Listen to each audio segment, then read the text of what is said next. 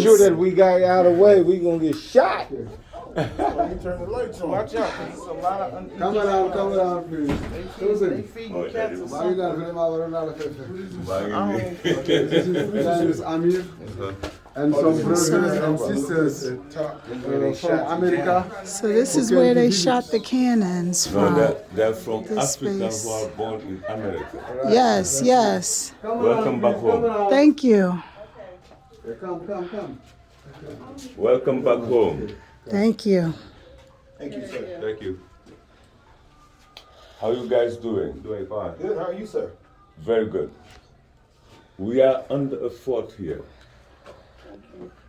It used to be an army base, and it has been built by the French army.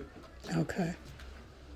The whole construction of the base is underground constructions. It's linked by corridors, bunkers, galleries, and tunnels. And they use the whole hill. It's the highest part of the island. We are under. And to build the base, they brought here 36,642 tons of metals by pieces. It comes from a city called Angoulême in France, and they brought it here in 1902, and they had to put it together here.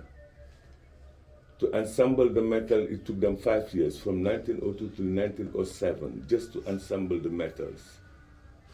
And this is the biggest metallic piece that they put together, which is a weapon. We are under a cannon. The cannon is 6,642 tons of metals. It has been placed here on the island because of the geographical position of the island. It's like the gate of entrance and going out for the boats. They said that it was meant to protect the port of Dakar, the commune of Rufisque, this island, and control the whole navigation system around the capital, because Dakar used to be the capital of the West French African colonies. And this cannon is 6,642 tons of metals, and it could shoot till 14 kilometers. Half a mile. About half a mile, quarter Yeah, mile. 14 kilometers, like 7 miles. 14. 1-4. 1-4, It's yeah. like 6 miles, 7 miles. 6 miles this Yeah. cannon can shoot. Yeah. Wow. The cannon could shoot till 14 kilometers. And from here to Dakar is just 3 kilometers away. So under the cannon there is 3 rooms that they build, and they are bunkers. Every room is 15 by 3, and they had 45 soldiers here permanently just to take care of the maintenance and the rotation system. I'm talking about the time that the French has occupied this island. It's an island that has been invaded 4 times by 4 European nations. The first European who entered on this island was the Portuguese. They spent 100 years on this island here. After the Portuguese, the Dutch. The Dutch spent 60 years on this island. After the Dutch, the British. The British spent 100 years. And the French end up on this island, and they spent 300 years here. They used the island because of the geographical position of the island. In West Africa is the point that is more advanced on the Atlantic Ocean and more close to the Caribbean coast and the American coast. So they used this island to be able to transit slaves, so-called slaves. And we had over 120 million young Africans has been sucked out of Africa through this island and deported and spread all over the world. It took them 400 years. And this is not the only port that they were deporting people from. In Ghana, in Nigeria, in Djibouti, in Libya, in Kenya, in Tanzania, in Ethiopia, they used to take people from here, from all over Africa, and just take. And they target the young people. When you target the young people out of a society, it means that you are targeting the future of that society. That's the intention. The labor force that they took away from Africa. Why?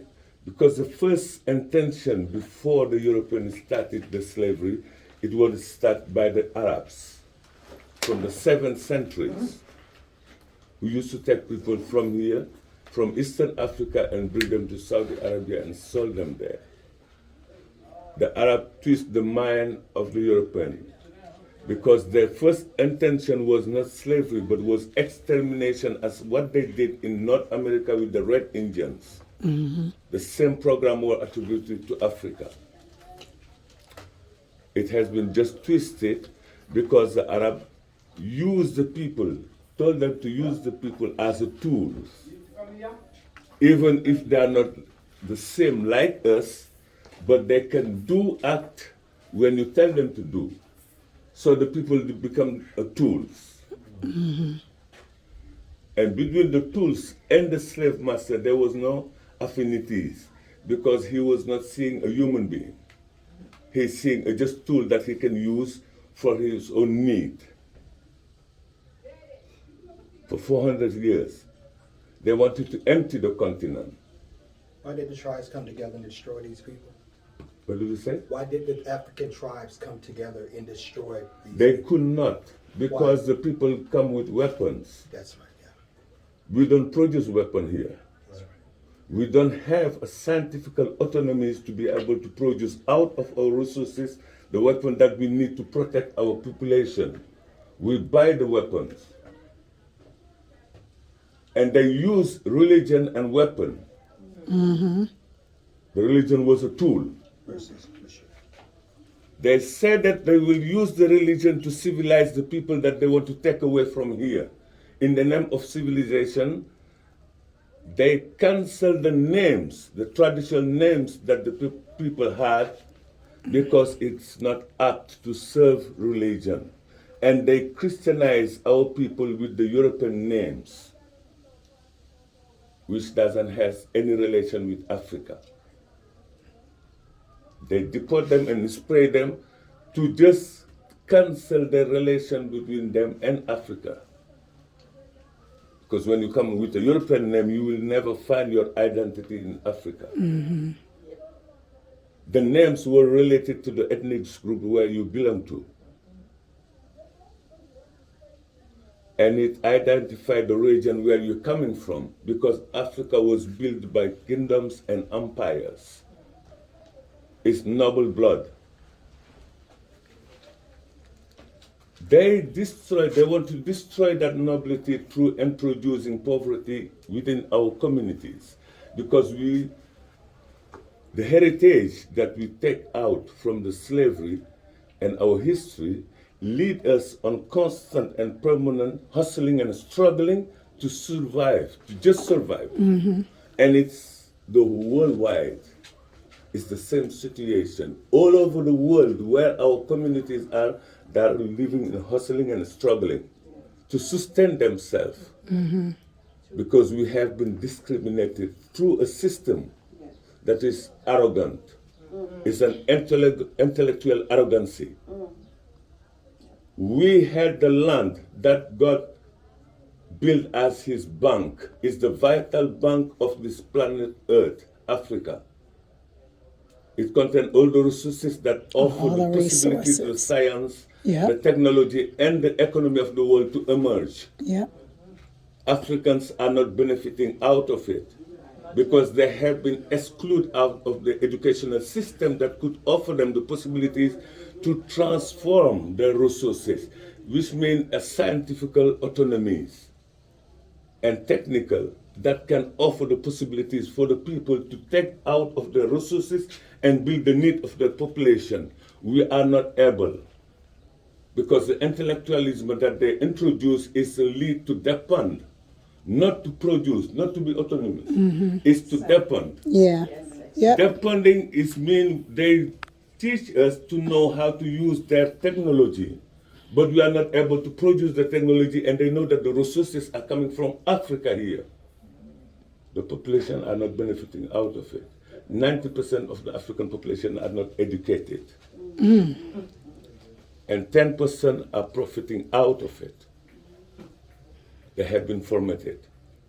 Not educated, but formatted just to be able to representing the Western ideology here. Through promising them modernization, which means the transformation of our infrastructure to lead Africa on westernizing their infrastructure, which means leading Africa on depending to the West to function and express itself. And this is the situation that we are facing today. And it's the consequences of the history that we cross. They didn't have the result that they wanted through the slavery by emptying the continent. They continue through educational system by colonizing the population because they didn't succeed to empty the continent. And when they saw that the population has multiplied behind them, they were shocked. And they said, we colonize them and educate them to represent us here. Thank you so very much, brother. I know It's you so like interesting.